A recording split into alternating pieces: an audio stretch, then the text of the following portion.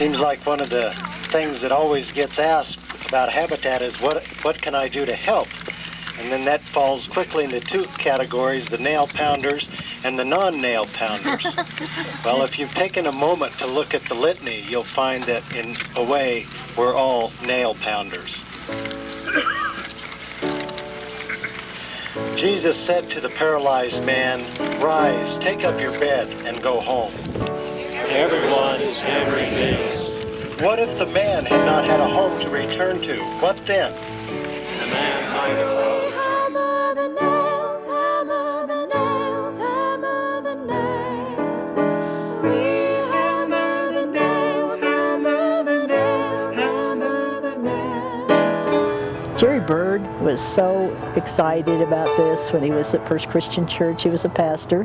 And you had people like Tom Riley and Lynn Van Landingham, who were architects. You know, Reverend Bird, Reverend Hollowell, Joanne Lucier, and Harry Miller.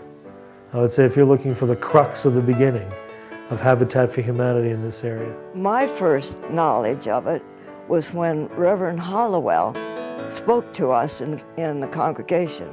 So Tom Riley and I went to that first meeting. Someone said, "Does anybody have a paper and pencil?" And I did in my purse, and I said, "I do," and I was a secretary for, gosh, I don't know how long. It's amazing what happens when somebody says yes. All of God's people should have at least a simple, decent place to live. A great many people have made it possible for us to be here today. Started putting together our board members and things like that, and by God, before you knew it, we had us a house built. And it took some time, it wasn't quite that simple.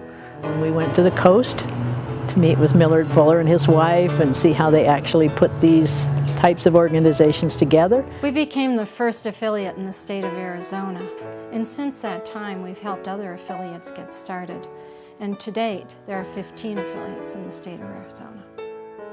We were the first in the state. The way we really began to grow, I think, was probably because John Hollowell knew Harry Miller. But back in those days, it was Harry Miller that was keeping the whole thing going. He was a go-getter, never slowed down, and he never let you forget that you agreed to do something. How did you get interested in Habitat? Well, Harry Miller talked to me, or it was always that way. Harry was so good to all of us, but we were, we had a great sense of humor too. I want to mention our executive director, Harry Miller. Jerry, I think we could have done all of this without him, but it would have taken a lot more time and a lot more work from Jerry and me and from many of you. It's a real pleasure to welcome all of you to this, the first of what we hope will be just a continuing series of groundbreaking exercises, ceremonies for Habitat homes in the Prescott area.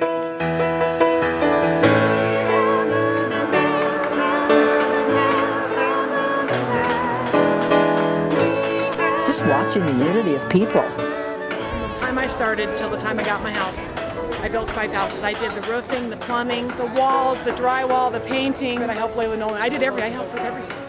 And she'd just keep working at it. You give her a tool and teach her a little bit about it, and she was off and running. Because, she believed in what was going on. We're a volunteer organization, and without our volunteers, none of this would ever have happened. It has a feeling in here, don't you? Yeah. Everybody, the heart feel a little bit today? That's great. This is a dedication of our first house. Singing Bless This House allowed me to be able to be a part of the dedication, be part of the prayer for the family, because Bless This House is a prayer. Building it is fun, working together is fun, but the ultimate is when they move into that house and you see the happiness in their face. We're all partners in Habitat for Humanity. No one is special except the homeowner. And all of you here today are either Habitat partners or potential Habitat partners. He said, here's a committee meeting night, show up and you are in. No secret decoder ring, no other, I just showed up and I was part of the family selection committee. And so I went, and of course I met Harry Miller. My assignment from Harry was to go and find lots and with no budget. We did fundraising. That was important. And the men on the board said, oh, a fashion show wouldn't bring very much money, and they didn't think a fashion show was such a good idea. I was the moderator for the fashion show. I show up on crutches. So I think I was in the fashion show. It was successful. I think we earned something like $5,000. I suggested that we form a foundation, which we did. We formed the Arizona Association of Realtors Affordable Housing Foundation. Right after that, we decided to do a golf tournament. I would say over the 15, 16 years that we were involved in it, we probably purchased 15 to 20 lots from that money. The people that are working with you are committed, not paid, but committed. We had a good group of people on that board. Exciting and interesting and challenging. I mean, how could you not be excited about something when you're all praying and talking about this needs to be done? And again, it's a leap of faith when you sit down and say, well, what do we have now and where do we want to be?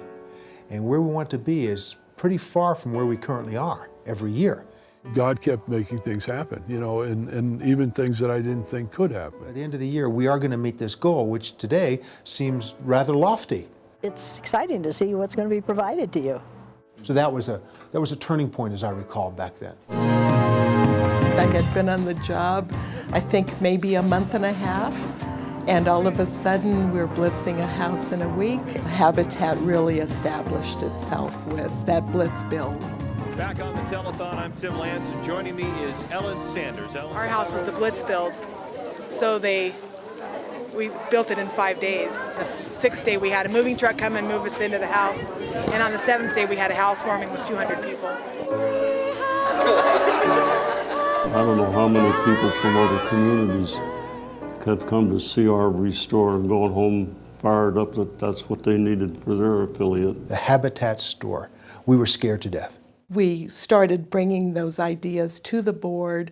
The board wasn't quite ready for it. We thought, there's no way. How can we possibly make money from this? We picked up from the Salvation Army that they were making a lot of money.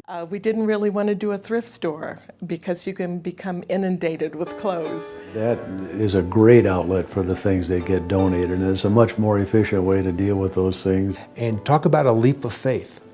And it's turned around, it's been an incredible situation for us. I really can't remember whose idea that was, but that was a good one. You know, the majority of our houses are built in Chino Valley, Prescott Valley, Diamond Valley, because the land is more affordable than in Prescott. Harry said, does the city of Prescott own any lots? And I said, yeah, sure they do. And he said, well, let's go get them. So we went to city council meetings and we asked them for lots for Habitat. They turned us down, but we did it a couple times. And then, of course, not too long after that, we started getting the grant money. Community Development Block Grant funds in order to purchase land, and we did that. That's our house on Virginia Street. That was a major milestone, was getting a house in Prescott. And the college coming in to build a house. I'm a big advocate of affordable housing. Habitat's let me develop that into, for example, our very last house that we've just done for them, because it's actually the first true zero net energy house that's grid tied and certified through the Department of Energy, Build America, Builders Challenge program. And you all are the answers to my prayers, and this house is an answer to a prayer and a dream. We're in our 50s now with houses, 55, 56, maybe somewhere in there. So at least that many families have been helped over the years. Wow, look what we started. You know, how cool is that? Most effective way I know of helping to change people's lives for the better.